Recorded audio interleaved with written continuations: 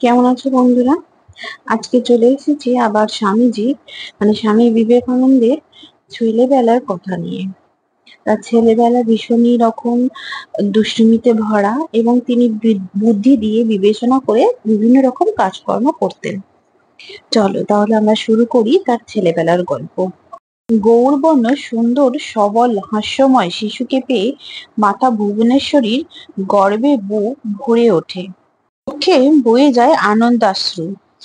এ তো সাধারণ শিশু নয়, যে সপ্ত ঋষির মধ্যে এক ঋষি, অদম্য বিরাট শক্তি নিয়ে পৃথিবীতে নতুন আলোক পত্রিকা প্রজ্বলিত করতে এসেছে। সেই শিশুকে ভুবনেশ্বরীর বশে রাখা কঠিন ব্যাপার। মা নানা সমস্যার সম্মুখীন হতেন, বড়ই বিব্রত হতেন। একরোকা ছেলে দুষ্টামিতে চরমে উঠলে মা বিলের মাথায় হুড়হুড় করে জল ঢেলে দিয়ে জপ করতেন, শিব শিব। মা ভয় দেখিয়ে বলতেন, যদি তুই দুষ্টামি করিস তবে শিব আর তোকে কৈলাসে যেতে দেবেন না। ছেলে তৎক্ষণাৎ দুষ্টামি বন্ধ করে শান্ত হয়ে যেত।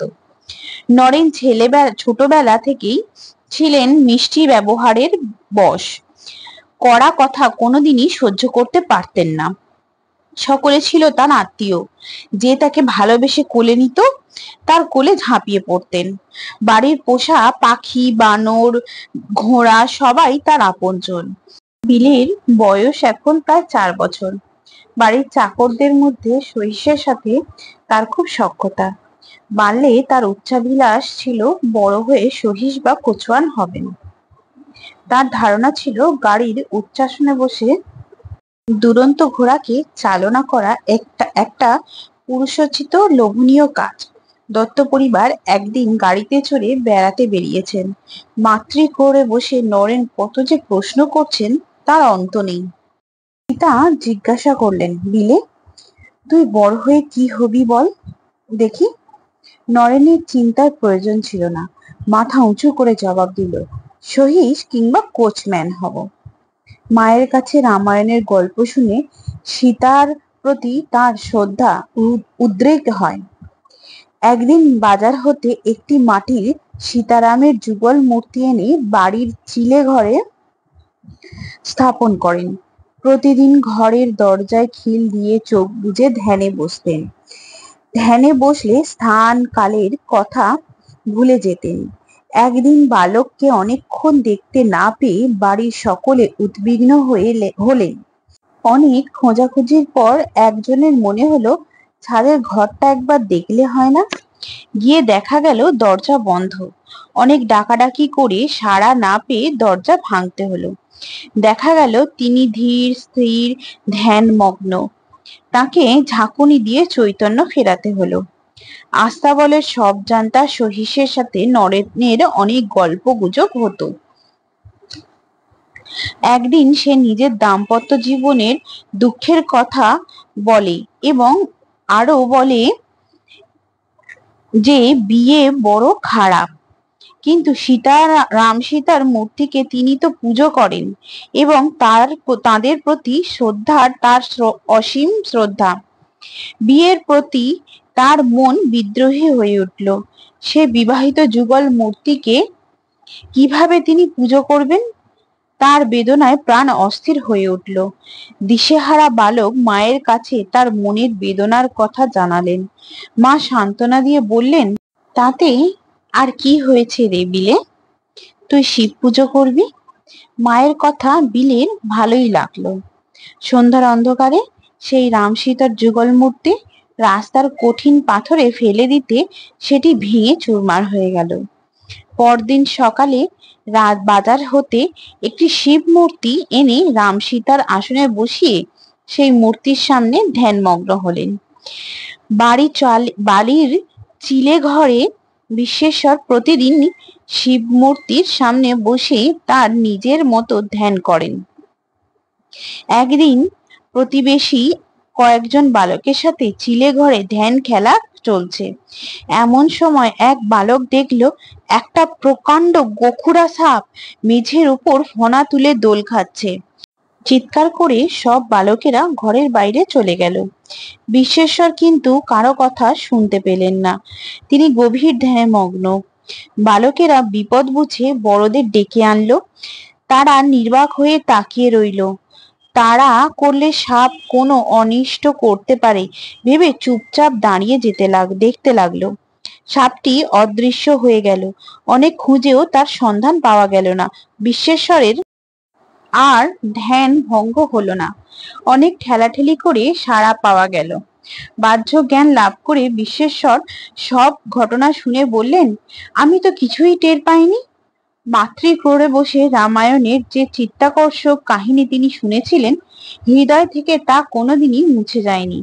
রামায়ণের হনুমান চরিত্র তাকে খুবই আকৃষ্ট করেছিল। নিকটে কোথাও রামায়ণ গানের সংবাদ পেলেই তিনি শুনতে যেতেন। গানের আসরে এক কথক ঠাকুরের মুখে শুনলেন হনুমান কদলী বনে থাকেন। কথা শুনে বিশ্বেশ্বরের হনুমান দর্শনের ইচ্ছা হলো। তৎক্ষণাৎ তিনি প্রশ্ন করলেন, সেখানে গেলে কি তাকে দেখতে পাওয়া যায়? বালকের প্রশ্ন শুনে কথক মৃদু হাস্যে বললেন, হ্যাঁ গো, গিয়েই দেখো না। বিশ্বেশ্বরের বাড়ির নিকটে একটি কলা গাছের বাগান ছিল। কথক ঠাকুরের রামায়ণ গানের পালা শেষ হতেই বিশ্বেশ্বর রাত্রিতে কলা বাগানে এসে হনুমানের প্রতীক্ষায় অনেকক্ষণ রহিলেন। হনুমান দর্শন না পেয়ে ক্ষুণ্ণ মনে বাড়ি ফিরে এসে সকলকে ওই কথা জানালেন।